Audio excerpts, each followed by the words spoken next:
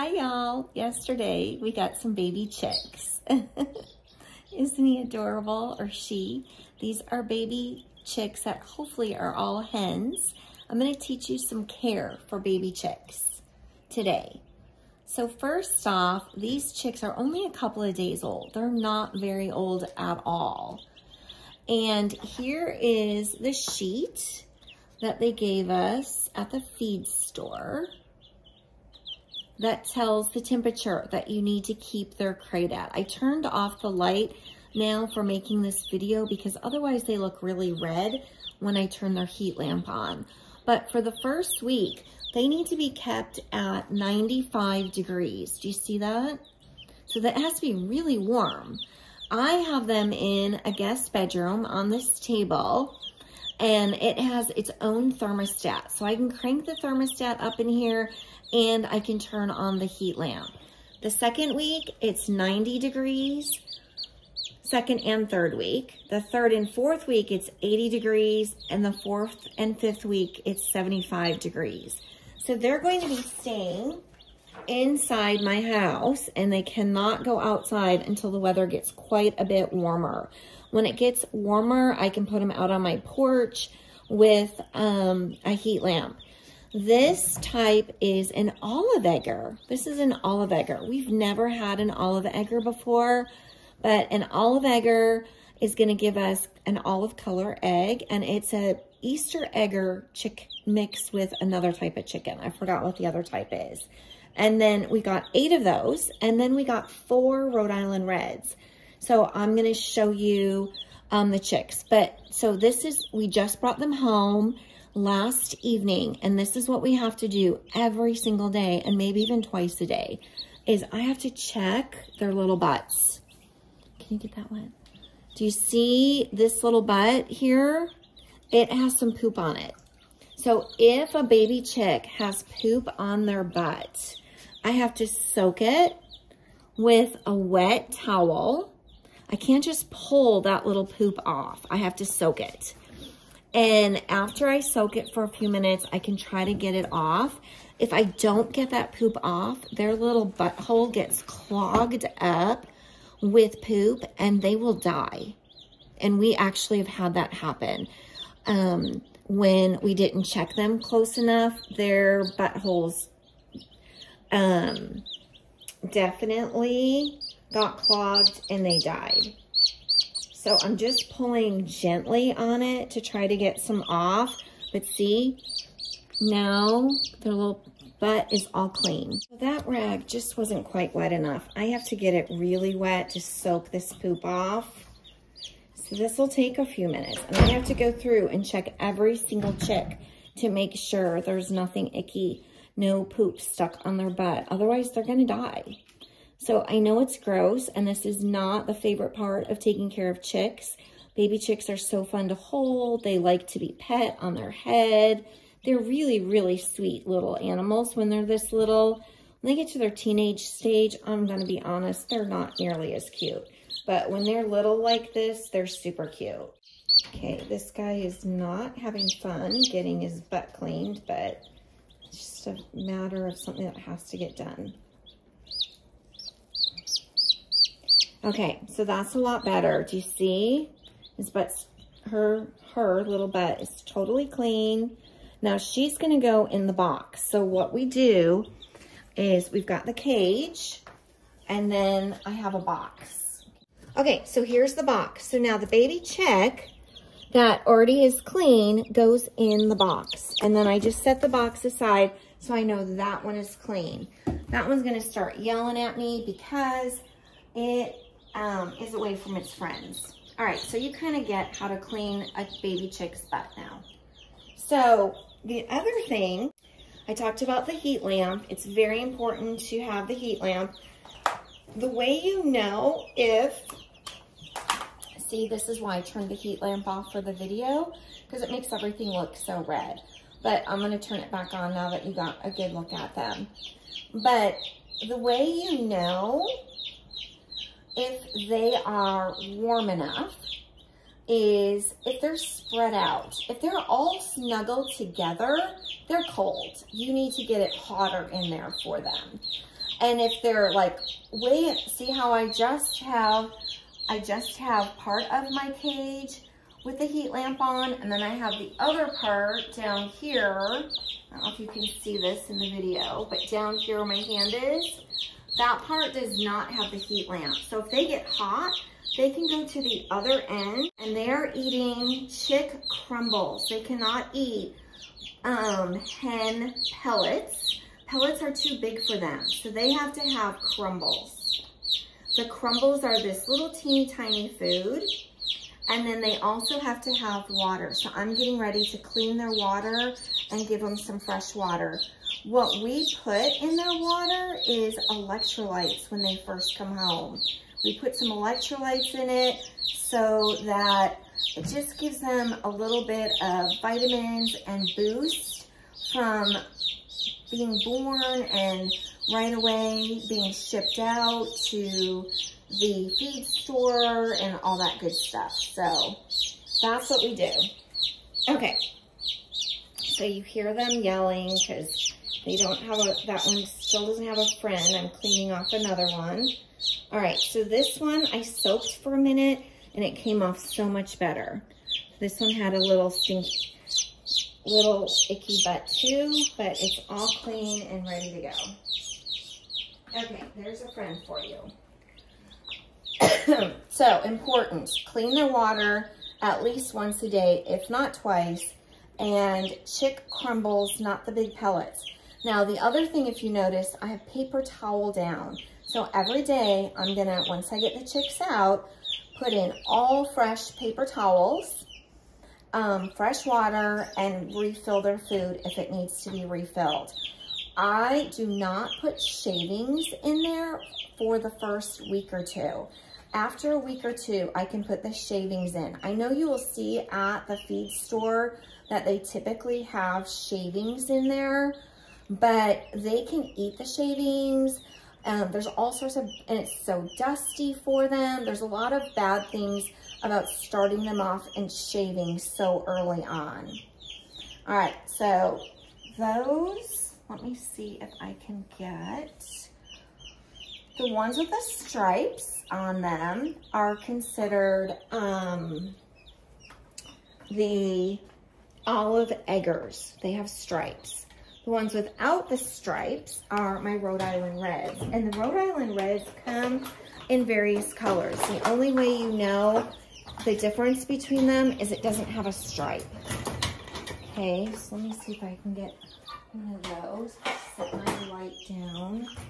The olive eggers are known to be super docile. The Rhode Island Reds, here's one, are typically not quite as docile. See how it doesn't have any stripes on it? Can you see that? And this one's being really sweet, so maybe we got lucky. Its butt's really good. I don't have to do any soaking of its butt. That's what you want it to see. Okay, isn't it adorable? Here's a Rhode Island Red. So I typically don't even name my chickens because once they get to be big, they all kind of blend together and it's hard to tell them apart. But my kids, when they were little, they would name the baby chicks. I typically end up getting some chicks every spring because we lose some to hawks or raccoons or whatever predators get them, or some of the baby chicks, they just don't make it. Even though I do everything in my power, some of them just don't make it. Okay. What else? Temperature and butts. That's the biggest thing. Food and water, of course, too. Oh, this one's really good, too. Look, here's another one. I know you all probably think I'm crazy because I'm showing you chick butts, but that's just the most important thing. Now, this is one of the olive eggers. I'm going to show you how sweet. Yesterday on the way home, I had some in my hand. I was just petting them, and they just fall asleep in your hand. Isn't it a sweet little chick? See? Aw. Baby chicks are just so stinking adorable. all breeds are just so cute. When they get to be a teenager, that's usually when I'm like, okay, time to go outside. But I do want to tell you a little bit about the chick craze. Now this one I think is a Rhode Island red too. Do you see how dark it is? But it doesn't have a stripe. So that's why I think it's a Rhode Island red. And I only got 4 Rhode Island reds. So I'm pretty sure this one is a Rhode Island red also. Okay, that one definitely has some gunk that needs to get soaked off its bottom. Okay, so what I want to tell you about is I got these from a feed store in Bryan, Texas. The actual hatchery I normally get my chickens from is called Ideal Poultry. And Ideal Poultry will ship them to anywhere in the country. They put them in the mail, they ship them to you, and you get them like in a day or 2. And the way they stay warm is they pack them with this bedding, and just the body heat of the chicks helps keep them warm.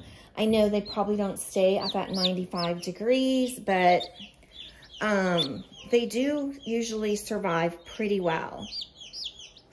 This year, it is like chicken mania. You know how it was with the toilet paper? Well, guess what? This year, that's how it is with the baby chicks. If you have a feed store that is selling baby chicks and you can pre-order them, that's what I did. I just pre-ordered them and said, I want 8 of this type and I want 4 of this type, and they saved them for me. So I didn't have to worry about getting there the minute they got their delivery, because this feed store was completely sold out of their baby chicks within like an hour. And I have heard that everywhere. The stores that aren't taking pre-delivery, they are selling out in like an hour, and people just aren't getting the baby chicks they want. And obviously that's because the high price of eggs, everybody is stocking up and getting chickens instead, because they think, hey, if you're all going to keep charging such high prices for eggs, I'm just going to raise my own. But you know, when you raise your own, you have to buy the chick. So this little Rhode Island red was only like $4.79 for the chick. But my olive eggers, they were like $6.79. They're a couple dollars more. So I know that's the cost of 1 dozen of eggs. And this little guy is going to give me 260 eggs in a year. The olive eggers give me 200 eggs in a year. That's a lot of eggs, right? But you still have to buy their food. You have to buy grit. Grit is like little bits of gravel that they have that they need in order to digest their food. They need little tiny stones to digest their food. And then we also give ours oyster shells. The oyster shells help them to have nice hard shells. Nice firm hard shells. You don't want soft shells or your eggs will accidentally crack. So that's important too. So you have to factor in, okay, so you've got the cost of your chickens, your baby chicks. You've got the cost of your food. You've got your cost of grit and oyster shells. So you have all that. Oh, this little one wants to come say hi. How's your butt? Oh, this one's good. This one's a good one. See how cute? And it wanted to come say hi. And then if you don't have a coop, you have to build your coop or buy a coop. And so that's another cost. So our buying all of these little baby chicks and raising chicks and getting eggs cost effective? I'm not really sure. We do it because we absolutely love our fresh eggs over a store-bought egg. And in just a minute, I'm going to show you the difference between a yolk from a store-bought egg and a yolk from a fresh egg. It's crazy, the difference. But our chickens go out and free range with our horses during the day. And so they're in a big, huge horse pasture, and they just go out and free range. And then, look, it's climbing. However long it's going to be able to fly. And then at night, we lock it up in their coop. And the coop has to be very, very secure. If you are thinking about buying a coop, oh, this one wants to come say hi too. If you are buying a coop or building a coop, you have to make sure it is extremely secure. Snakes and raccoons can get in the tiniest holes. And you can't use chicken wire. You have to use welded wire. Little tiny squares of welded wire, the smallest squares of welded wire you can find. Because the wire is not to keep your chickens in the coop, it's to keep your predators out of the coop. That's the thing that you have to really remember. Trying to keep all the bad things away from your chickens. And it does need to have a roof on it. I think because ours free range in the pasture, well, I know raccoons got in and we lost a couple of chickens to the raccoons. My husband took care of those raccoons, so they're not here anymore. And then also, we have vultures and hawks and owls and things that will fly and swoop down and we'll just get a chicken every once in a while. So you just have to be super careful of your chickens and guard them, because before long they'll be gone if you don't. All right, well, I'm gonna finish cleaning up this cage and I will show you what the cage looks like when it's completely clean. All right, so the cage is clean. What this cage is, this is actually a hamster cage, and we found this works best for the volume of baby chicks that we buy each year. If you're gonna get like a dozen, imagine how big those chicks are gonna get when they're teenagers. We even have another cage that my neighbors gave us that is a snake cage. So we just put the baby chicks in here when they're little, and when they're bigger, they get in this large wooden box that is a snake cage. And then we also have a coop that they go in. When they're almost fully grown, they can go outside and it warms up into a coop. And then that's just like the temporary coop until they get in with the big hens. The big hens will pick on them if they go out when they're little. So you have to make sure they're fully grown and can kind of compete for themselves. And then they can go out to the big coop. So we keep them in a smaller coop just until they're completely ready. So again, it's a hamster cage. You have to buy some kind of feeder. You can see it's a little messy when I put the food in because I top off those little holes. Since they're so little, I like to just top them off so they don't have to stick their beaks in too much yet. When they get older, I won't have to top it off like that. And their water, they step in their water, they eat by their water, they're always making a mess with their water. They do not like their feet to be wet, so they're not gonna be happy that I just did their whole butt cleaning thing because that made it wet, but they do not like their feet wet. So it's super important that you keep their paper towels dry. When I put the water in, I spilled a little bit, so here I have like several layers just so it's nice and dry for them. The other thing I wanted to show you, do you see the little bumps in the paper towel? That's really important too. You want to have paper towel with a little bit of bumps on it, just so it gives their little feet some grip. If you get the really slick, cheaper paper towels, they can slide. And you definitely do not use newspaper. Newspaper is too slippery for their little feet. And if they slide and they get splayed feet, that means where they're, one leg goes one way, one leg goes the other. They can get their legs separated out and they can break a leg and have some permanent damage if you do it that way. Okay? All right, so it's time to put all the baby chicks back in their cage and get their light back on. So I'm gonna show you. Again, here's my little box. So as I'm cleaning their cage, I'll put them in this box. I'll clean out the bottom and put some paper towel in. And then I just carefully take one and put it back in its little cage.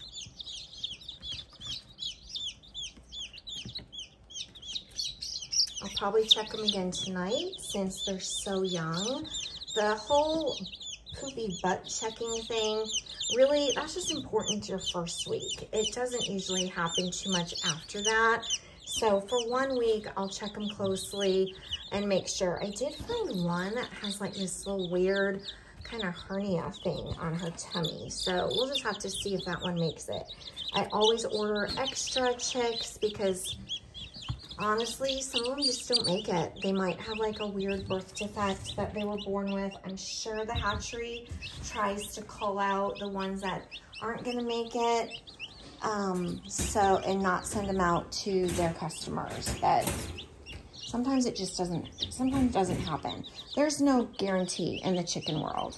So I'm gonna tell you a little story about chicken math. Chicken math is kind of a joke amongst the people who raise chickens.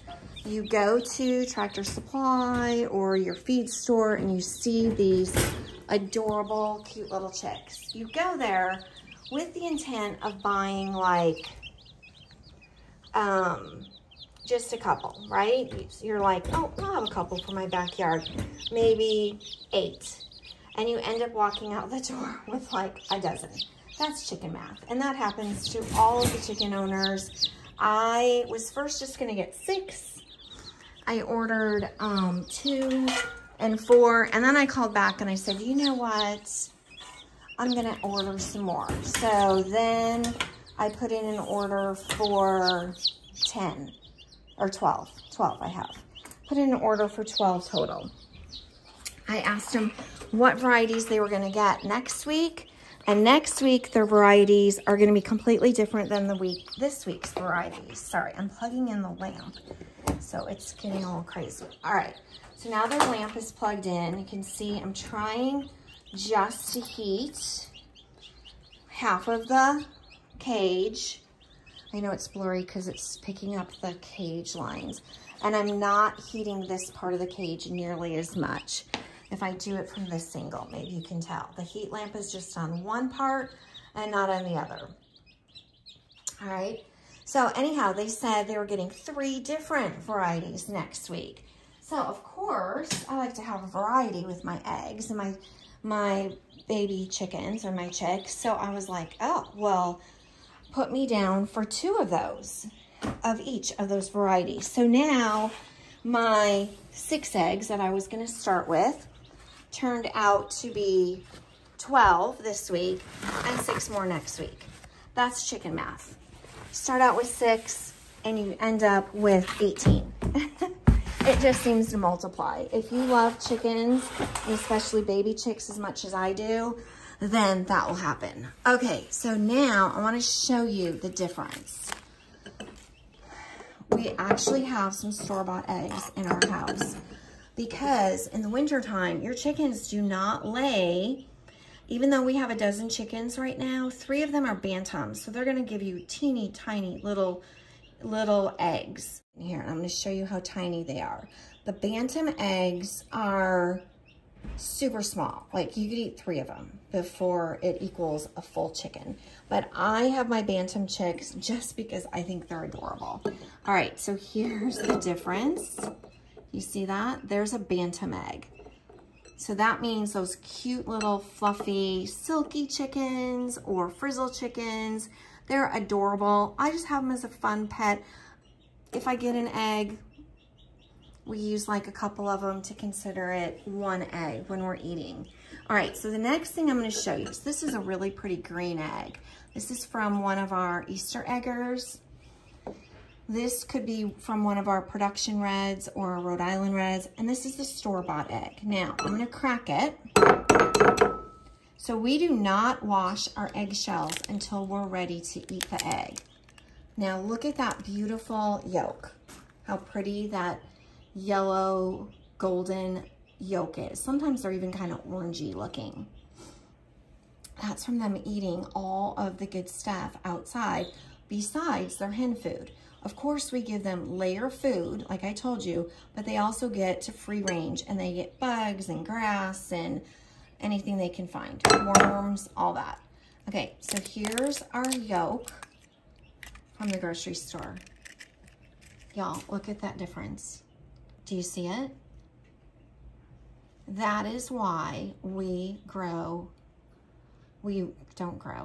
that is why we raise chickens. I love seeing them run around on our farm. And B, the egg quality is so superior to that of what you're gonna get at the grocery store. It is just crazy difference that how pale and how non-nutritious that yolk is compared to what I can grow myself. So am I saving money? Probably not. Am I creating a lot of work for myself and my husband? Of course, my husband's the one who takes care of them most of the time. He's a saint for putting up with me and all of my animal ventures. But is it worth all the work for us? That difference in the taste of the egg, like look at even the white part, how just like clear, and it's like ugh, nothing. But this one, do you see that? It's kind of cloudy and just has so many more nutrients in it. All right, so I told you that our chicks get this. This is what they get when they come home.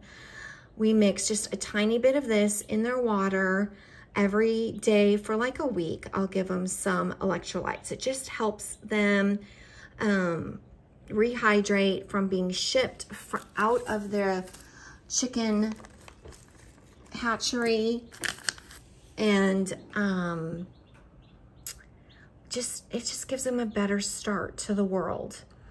And then also we will give them a probiotic if we think that it's needed. If we see that they're having like some really mushy poops or something, then we'll give them a probiotic also. So right now they just have their electrolyte. We're just trying to let them get settled in for a day or two, and then we'll add the probiotic to their water as well. When I cleaned out their water, all we did is dump the goopy stuff from the bottom, and I did not change that water in there. Look at that one. Here, let me open this up and you can all see. You gotta see when they drink. They're so adorable when they get a drink. Isn't this funny? They like to perch up on their food like that. So sometimes they poop in their food, which isn't the best. But do you see that one over there? It gets a drink and then it lifts, watch it lift its head super high to swallow the water. Maybe this little girl will come get a drink for us. Okay, so they probably got a little cold being in the box. These two, or at least four, are kind of all huddled together, but they were out of their lamp for a little while. And I have the door open to their bedroom, so that means it's getting probably a little cooler in here. I have it at like 71 in here, and then we have the heat lamp besides. 95 degrees is a lot. We have to keep them really warm. But normally I have a thermometer in here. I don't know what happened to the thermometer. So we just go by how much they're cuddling. If they're cuddling together, that means they're cold. If they're not cuddling together, that means they're okay. And they're cuddling a little. Of course they're gonna be cold. They were just in a box that didn't have a heat lamp. They do like to preen, which means they're like straightening up their feathers. I got their feathers all messed up holding them. And this one, watch this one. It's just gonna fall over and fall asleep. It's falling asleep standing up.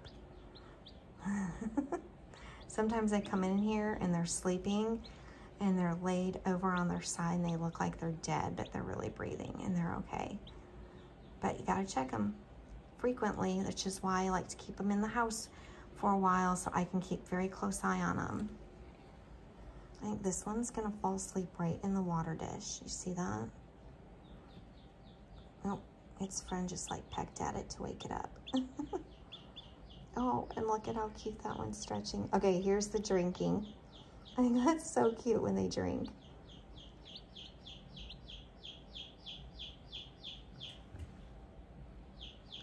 Okay, well, thanks for watching. I'll update you in a few days. Bye.